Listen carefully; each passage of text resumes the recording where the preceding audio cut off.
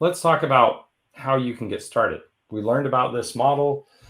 It can feel overwhelming, especially if you have tons of product listings or tons of company profiles. The first question, or the most common question that I get asked, is where do you start? The first thing that I recommend is you need to measure your reputation where it is today. You need to draw a line in the sand of where you're starting from. Now, the best way to do that is to build a spreadsheet and list every single place that you're showing up and list your star ratings. And if there's like incongruent information, company information, if there are duplicate profiles, or maybe you're not on a website that you want to be on, like BBB or Consumer Affairs. There's some negative review sites as well, like Pissed Consumer. I'm sure you can imagine what's there, and you probably don't want to be there, but if you're there, you need to actually know what's going on.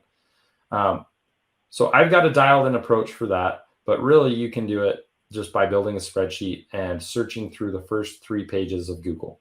And if you're thinking of products, then you're going on all the different retail sites where you know your products are sold and you're listing those. For the employee use case, you need to look at a minimum, Glassdoor, Indeed, Comparably, and InHerSite. But there are several others as well. Like in the UK, there's one called Kununu. There's about a dozen different employer review sites as well. After you've gone through and you've drawn that line in the sand, you've measured your reputation as it stands today, then you want to take measures to clean it up. You want to list out who's managing each profile. And if you don't know, then that's going to be a little investigation project for you within your company. You need to remove duplicates, message a company. Like when I was at iFit, I found 8 duplicates on Indeed, for example. It can happen to some of the best companies. So you just need to go do a search, a one-time cleanup, find what's there, and then start systematically cleaning it up. Then the next thing is you need to just apply the review cycle.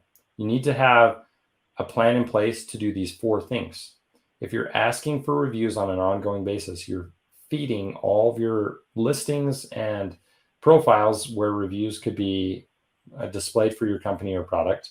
You need to have someone that's responding to the reviews in a timely manner. I try to do within 24 hours on business days. And that's going to showcase that high level of care that you're going after and increase your conversions. Then you need to periodically harvest insights and understand what's happening there. And then the last piece is find ways that you can use that user-generated content in your marketing efforts. So that's really the long haul thing. You're just applying these 4 principles on an ongoing basis for your product, your company, or your employer.